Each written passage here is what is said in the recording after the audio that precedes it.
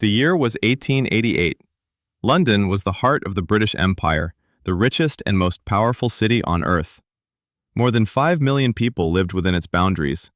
The city dazzled visitors with magnificent buildings, crowded railway stations, luxury hotels, royal palaces, and busy factories that never seemed to sleep. But hidden behind this image of wealth was another London, a city that tourists rarely saw, a city filled with poverty, hunger, disease, and crime. This was Whitechapel. Located in the East End of London, Whitechapel was one of the poorest neighborhoods in Britain. Thousands of families struggled to survive in overcrowded buildings. Entire families often lived inside a single tiny room. Many had no clean water, no proper food, and no stable employment. Every evening, as darkness covered the streets, another world came alive. Workers returned home exhausted. Street vendors packed away their carts.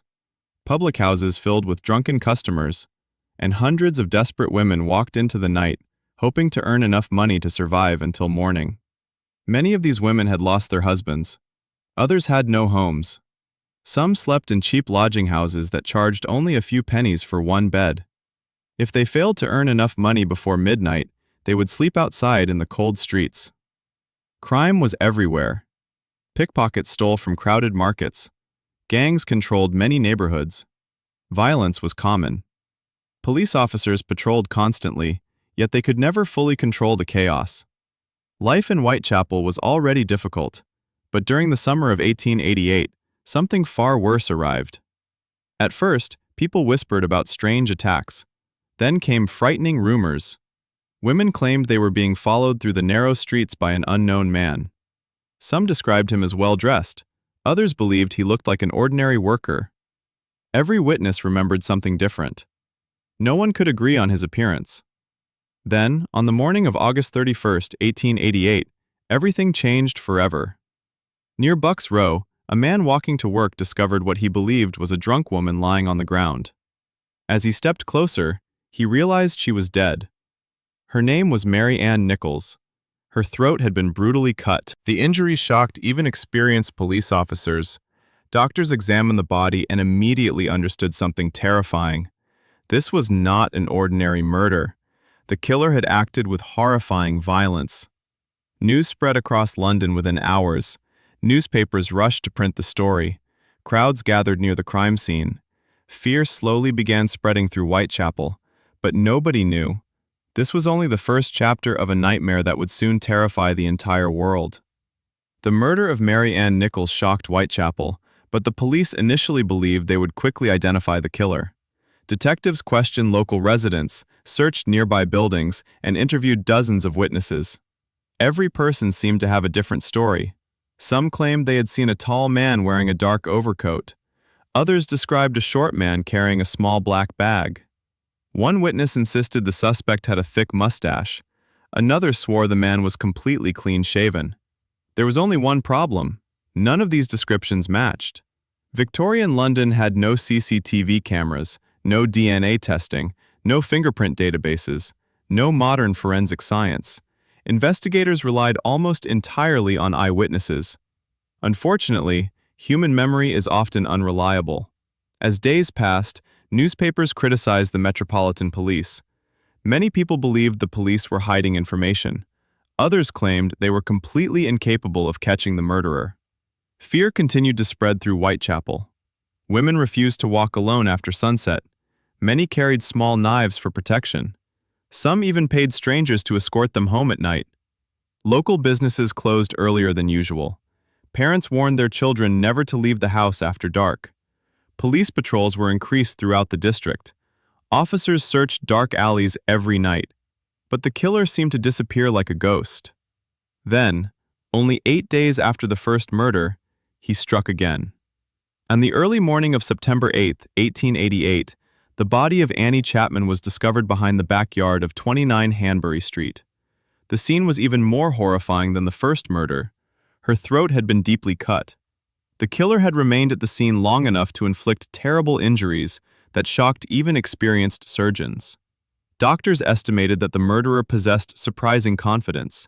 He appeared calm, fast, and completely fearless. Most terrifying of all, The killer had escaped without anyone seeing him. The second murder changed everything. Police no longer believed they were searching for an ordinary criminal.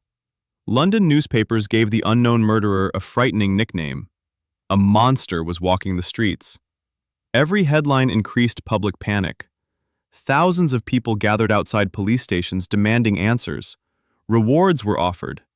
Hundreds of letters arrived claiming to reveal the killer's identity. Some letters were genuine. Many were complete lies. Investigators became overwhelmed.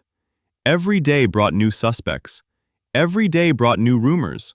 And somewhere, hidden among the crowded streets of Whitechapel, the killer quietly watched, waiting, planning, choosing his next victim. No one realized the worst was still to come. September 1888. The streets of Whitechapel had changed completely. Every sunset brought fear. Every unknown face looked suspicious. Every distant footstep made people stop and look behind them. The newspapers now carried only one story: the mysterious killer. Police officers worked day and night. Hundreds of detectives questioned witnesses, searched lodging houses, inspected slaughterhouses, and investigated anyone with medical knowledge. Some believed the killer was a doctor. Others insisted he was a butcher. Many argued he must have been a local resident who knew every narrow street, every hidden alley, and every possible escape route. Despite thousands of interviews, the investigation reached a dead end. Then came the night that historians would later call the double event. It was September 30th, 1888. The first victim was Elizabeth Stride. Shortly after 1 o'clock in the morning, her body was discovered in Dutfield's yard. Unlike the previous murders, her injuries were limited. Investigators believed the killer had been interrupted before he could continue. Perhaps someone entered the street unexpectedly. Perhaps he heard approaching footsteps. Whatever happened, he escaped into the darkness once again. But the night was not over. Less than an hour later, only a short distance away, another horrifying discovery was made. This time, the victim was Catherine Eddowes. The crime scene shocked even the most experienced officers. The killer had acted with incredible speed. Doctors later estimated that everything had happened within only a few minutes. Yet somehow, no one saw him. No one stopped him. No one knew where he had gone. As investigators searched nearby streets, they found a strange clue. A piece of Catherine Eddowes' clothing had been left in a doorway. Above it, someone had written a mysterious message on the wall. Police feared the words could trigger riots across London. Before daylight arrived, the writing was erased. To this day, historians still debate exactly what that message said and who wrote it. Was it the killer, or was it completely unrelated? No one knows. By sunrise, Whitechapel had become the center of the biggest murder investigation in British history. Thousands of frightened citizens demanded answers. Newspapers from Europe and America reported every new detail. The unknown murderer was no longer just London's problem. He had become an international mystery. And somewhere, hidden among millions of ordinary people, Jack the Ripper was still free. October 1888. The fear spreading through Whitechapel was no longer limited to one neighborhood. The entire city of London was talking about the unknown killer. Every newspaper carried his story on the front page. Every cafe, every train station, and every public house echoed with the same question: who is Jack the Ripper? Then something happened that changed the investigation forever. The Central News Agency received a letter. The writer claimed responsibility for the murders. The message was written in red ink. It mocked the police. It laughed at the investigators. And at the end, the writer signed with two words that would become legendary: Jack the Ripper. Until that moment, the killer had no official name. But after the publication of the letter, newspapers across Britain and America began calling the mysterious murderer Jack the Ripper. Within days, more letters arrived. Some claimed to be written by the killer. Others were obvious hoaxes created by people seeking attention. Police received hundreds of fake confessions. Every letter had to be examined. Every envelope had to be investigated. The workload became overwhelming. Then, in mid-October, another terrifying package arrived. Inside was a handwritten letter beginning with the chilling words, "From Hell." Unlike the earlier letters, this one frightened investigators for a different reason. The package reportedly contained part of a human kidney. Medical experts examined it. Some believed it might belong to one of the victims. Others argued there was no way to prove its origin. Even today, historians continue debating whether the From Hell letter was genuine or simply another cruel hoax. Meanwhile, police pressure increased every single day. More than 2,000 people had been questioned. Hundreds of homes had been searched. Doctors, butchers, sailors, barbers, foreign immigrants, anyone who looked suspicious became a possible suspect. Yet every investigation ended the same way. No arrest, no confession, no evidence strong enough to identify the killer. The newspapers grew even more dramatic. Some claimed Jack the Ripper possessed surgical skills. Others insisted he was mentally ill. Some believed he belonged to the upper class and secretly visited Whitechapel at night. Wild theories spread across London faster than the truth. Citizens formed neighborhood patrols. Volunteers walked the streets carrying lanterns and wooden clubs. Many innocent people were attacked simply because they looked suspicious. Fear had become more dangerous than the killer himself. And while the entire city searched desperately for one man, Jack the Ripper remained invisible, watching, waiting, planning. The police did not know it yet, but the most famous murder of the entire case was only weeks away. November 9th, 1888. Winter had begun to settle over London. Cold winds swept through the narrow streets of Whitechapel as most residents stayed indoors after sunset. But inside a small rented room on Miller's Court, another tragedy was about to unfold. That morning, the body of 25-year-old Mary Jane Kelly was discovered. Unlike the previous victims, she had been killed inside a room instead of a dark alley. The discovery stunned investigators. For the first time, detectives had what they believed might be a real crime scene that had not been exposed to rain or crowds. Police immediately sealed the area. Photographers documented every corner of the room. Doctors spent hours examining the evidence. Detectives searched for fingerprints, footprints, clothing fibers, and anything that might identify the killer. Unfortunately, forensic science in 1888 was still in its infancy. Many techniques used by modern investigators simply did not exist. As a result, even this important crime scene failed to provide enough evidence to identify the murderer. Neighbors were interviewed throughout the day. Some claimed they had heard a woman singing late the previous evening. Others reported hearing footsteps during the night. A few witnesses believed they had seen a well-dressed man entering the neighborhood. But once again, every statement was different. Every description conflicted with the next. Days turned into weeks. Weeks turned into months. Police investigated hundreds of new leads. Each promising clue eventually reached another dead end. Then something unexpected happened. The murders suddenly stopped. No more confirmed victims appeared. No new attacks shocked Whitechapel. It was as if the killer had simply vanished. Had he died? Had he left London? Had he been arrested for another crime under a different name? Or had he quietly blended back into ordinary society, living the rest of his life unnoticed? No one could answer those questions. The silence only made the mystery even more powerful. For investigators, this was perhaps the most frustrating outcome imaginable. A murderer had terrified an entire city, then disappeared without leaving behind a clear identity. The case remained officially unsolved. But history had not forgotten.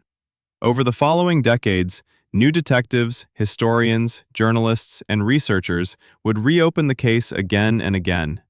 Each generation believed it might finally discover the truth, yet every investigation produced more questions than answers.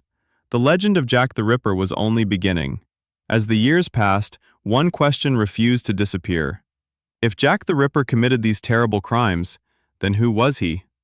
More than 100 years later, historians have identified dozens of possible suspects. Some were ordinary workers, some were doctors, some were sailors, some were members of wealthy families. And a few theories became so famous that they are still debated today. The first major suspect was a Polish immigrant named Aaron Kosminski. He lived in the Whitechapel area during the murders. According to several police documents written years later, some investigators privately believed Kosminski was one of their strongest suspects. He reportedly suffered from severe mental illness and was later admitted to an asylum. However, there was never enough evidence to charge him with the crimes. No witness could positively identify him. No physical evidence connected him to the murders.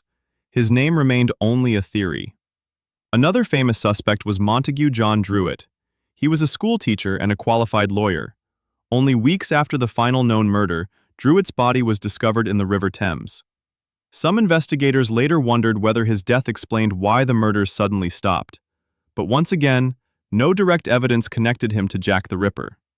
Then came Michael Ostrog, a professional criminal with a long history of fraud and theft. Some police officers believed he was capable of violence, yet historians later discovered that he was likely nowhere near Whitechapel during several of the murders. His name slowly disappeared from the investigation. Another suspect attracted enormous attention: George Chapman. Originally born in Poland, Chapman worked as a barber and later became known as a poison murderer. Years after the Whitechapel murders, he was convicted of killing several women. Some detectives believed that if Chapman could kill repeatedly later in life, perhaps he had also been Jack the Ripper years earlier. But historians remain divided. The methods were completely different. Jack the Ripper attacked quickly in public places. Chapman used poison over long periods of time. Could the same man really have committed both types of crimes? No one knows.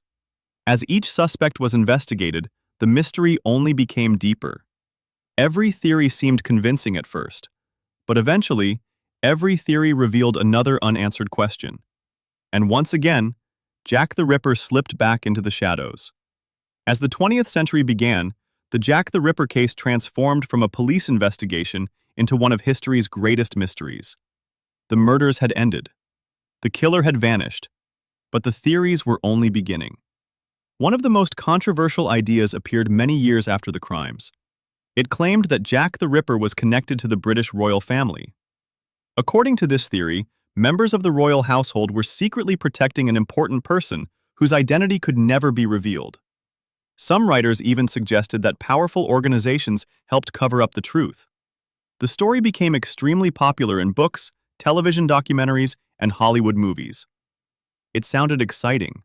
It sounded believable. But historians found almost no reliable evidence supporting these claims. Most experts today consider the royal conspiracy theory to be a fascinating story rather than historical fact. Another theory focused on the Freemasons. Supporters believe secret symbols found near the crime scenes pointed toward a hidden society operating inside London. Others argued that the mysterious message written on the wall after one of the murders contained coded information. Again, years of investigation produced no convincing evidence. The theory remained only speculation. As technology improved during the 21st century, researchers hoped modern science could finally solve the mystery. Old police records were carefully digitized, newspaper reports were compared, family histories were reconstructed. Historians searched thousands of forgotten documents. Then came DNA analysis. Several researchers claimed they had discovered genetic material on an old shawl believed to belong to one of the victims. The results appeared to point toward one famous suspect, Aaron Kosminski. For a short time, newspapers around the world announced that the mystery had finally been solved, but many independent scientists strongly disagreed. They argued that the evidence was contaminated, incomplete, and impossible to verify after more than 100 years. Without proper scientific controls, the DNA results could not be accepted as final proof. Even today, the debate continues. Some researchers believe Kosminski was almost certainly the killer. Others insist there is still no conclusive evidence against any suspect. More than a century has passed. Thousands of books have been written, hundreds of documentaries have been produced. Yet the identity of Jack the Ripper remains one of history's greatest unanswered questions. Perhaps the killer's name has already appeared inside forgotten police files, or perhaps the truth disappeared forever on the dark streets of Victorian London. More than 130 years have passed since the streets of Whitechapel were filled with fear. Empires have risen and fallen. Technology has transformed the world. Modern science has solved countless mysteries once believed impossible. Yet one question remains unanswered. Who was Jack the Ripper? Perhaps he was an ordinary man hiding in plain sight. Perhaps he was someone the police questioned but never arrested. Perhaps his name has already been lost forever. History is filled with kings, generals, inventors, and explorers whose names changed the world. But very few criminals have remained as mysterious as Jack the Ripper. His crimes changed the way police investigated murders. They inspired improvements in forensic science. They transformed newspaper reporting forever. And they created one of history's first worldwide criminal investigations. Even today, historians continue examining forgotten documents inside old archives. Researchers compare witness statements. Experts study maps of Whitechapel. Modern detectives review Victorian evidence using technologies that never existed in 1888. Every few years, a new theory appears. A new suspect is announced. A new documentary claims the mystery has finally been solved. But after careful examination, the same conclusion always returns. There is still no universally accepted answer. Perhaps that is why this case continues to fascinate millions of people around the world. Because human beings naturally search for answers. We want every mystery to have an ending, every question to have a solution. But history does not always work that way. Sometimes, the truth disappears with the people who witnessed it. Sometimes, the evidence is simply not enough. And sometimes, a mystery survives for generations. Jack the Ripper remains one of those mysteries. Whether his identity is ever discovered or not, his story will continue to remind us that even in the greatest cities on Earth, dark secrets can remain hidden for centuries. Thank you for joining this journey through one of history's greatest unsolved mysteries. If you enjoy documentaries about history, ancient civilizations, lost cities, unsolved crimes, and forgotten mysteries, subscribe to History Echoes. Because every week, we uncover another true story that history almost forgot. Until next time, keep questioning, keep discovering, and remember, history always hides another secret.